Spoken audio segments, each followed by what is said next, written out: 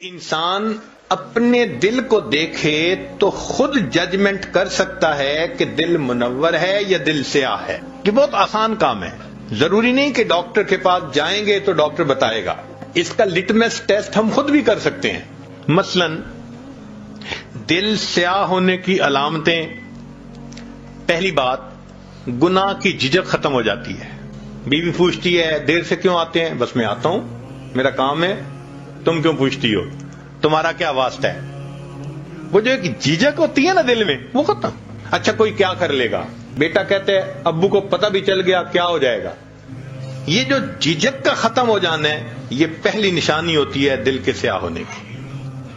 اچھا کوئی میرا کیا بگاڑ لے گا؟ پہلے سکرین پہ کوئی ایسی شکل دیکھنے کے ڈرتا تھا، اور اب فیس بک کے اوپر تعلقات بنائے ہوئے ہیں اور ڈر بھی نہیں ہے کسی کا، اکاؤنٹ بھی کھولا ہوا ہے.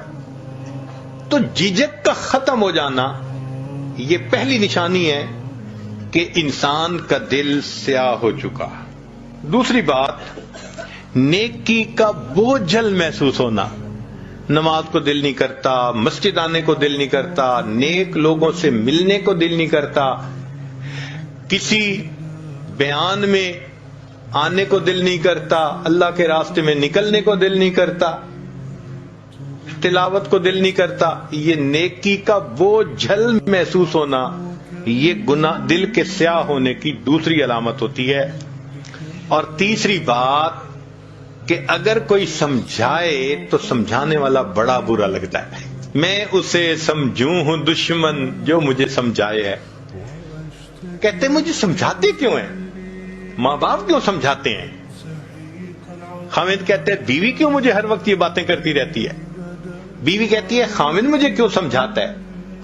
بھئی جو سمجھا رہا ہے وہ تو خیر خواہ ہے، مگر دل جب سیاہ ہوتا ہے تو خیر خواہ بدخواہ نظر آ رہا ہوتا ہے. تو یہ تین علامات ہیں دل کے سیاہ ہونے کی، اور تین ہی علامات ہیں دل کے منور ہونے کی.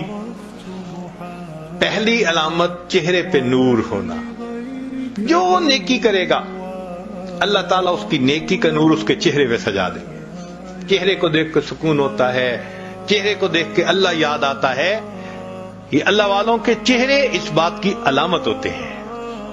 فرمایا میرے بندے جتنا چاہے چھپ کر میری عبادت کر، میں تیری عبادت کے نور کو تیرے چہرے پہ سجا دوں گا. یہ اللہ نے میک اپ کر دیا ہوتا ہے ان کا.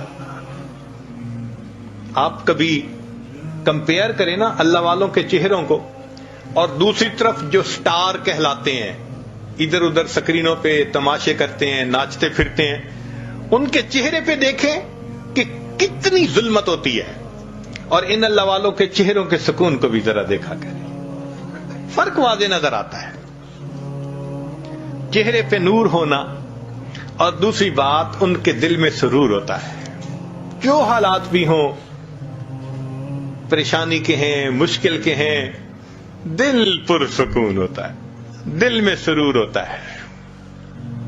جائیے کس واسطے اے درد میں خانے کے بیچ، جائیے کس واسطے اے درد میں خانے کے بیچ، کچھ عجب مستی ہے اپنے دل کے پیمانے کے بیچ. دل میں ایک مستی ہوتی ہے، دل میں ایک لذت ہوتی ہے، سکون ہوتا ہے دل میں. تو چہرے پہ نور ہونا، دل میں سرور ہونا، اور تیسری بات کاموں میں اللہ کی مدد ہونا. جو کام کرنا ہوتا ہے اللہ کڑیاں جوڑتے ہیں، خود بخود قدرت کی طرف سے سبب بنتے چلے جاتے ہیں. اللہ تعالیٰ ان کو دنیا کے معاملات میں الجھنے نہیں دیتے، ان کے کام سنوار دیتے ہیں، نکال دیتے ہیں. اب اس کی مثال یوں سن لیجئے کہ ایک ہوتا ہے عام گھوڑا، تانگے میں، ریڑی میں جس کو استعمال کرتے ہیں، وہ ہمارے ہاں 20-25 ہزار کا مل جاتا ہے. ایک ہوتا ہے تیزی دوڑنے کا مقابلہ کرنے والے گھوڑے، کروڑوں میں، 2 کروڑ اور 4 کروڑ اور 12 کروڑ ان کی قیمتیں ہوتی ہیں. ان کی نسل، ان کی ہر چیز، ان کے لیے کتنی خدمت کرنے والے لوگ رکھے جاتے ہیں، ان کی خوراک کا خیال رکھا جاتا ہے.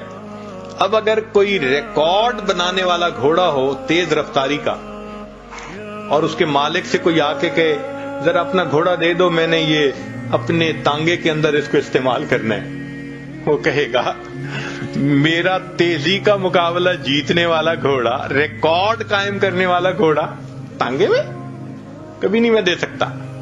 جس طرح اللہ تعالیٰ تیزی کا مقابلہ جیتنے والے گھوڑے کو دنیا کا مالک گدے گاڑی میں باندھنا پسند نہیں کرتا، اللہ تعالیٰ بھی دین کا کام کرنے والے اپنے بندوں کو دنیا کی گدے گاڑی میں باندھنا پسند ہی نہیں فرماتا۔ پھر کوئی دنیا کے معاملات ہوتے ہیں، اللہ سمیٹ دیتے ہیں، اللہ سمیٹ دیتے ہیں، یہ تو میرا بھاگنے والا گھوڑا ہے، یہ تو میرا دین کا کام کرنے والا، یہ تو نیکی عبادت کرنے والا میرا بندہ ہے، کیوں اس کو میں دنیا کے معاملات میں الجھاؤں؟ تو اللہ تعالیٰ اس کو محفوظ فرما لے۔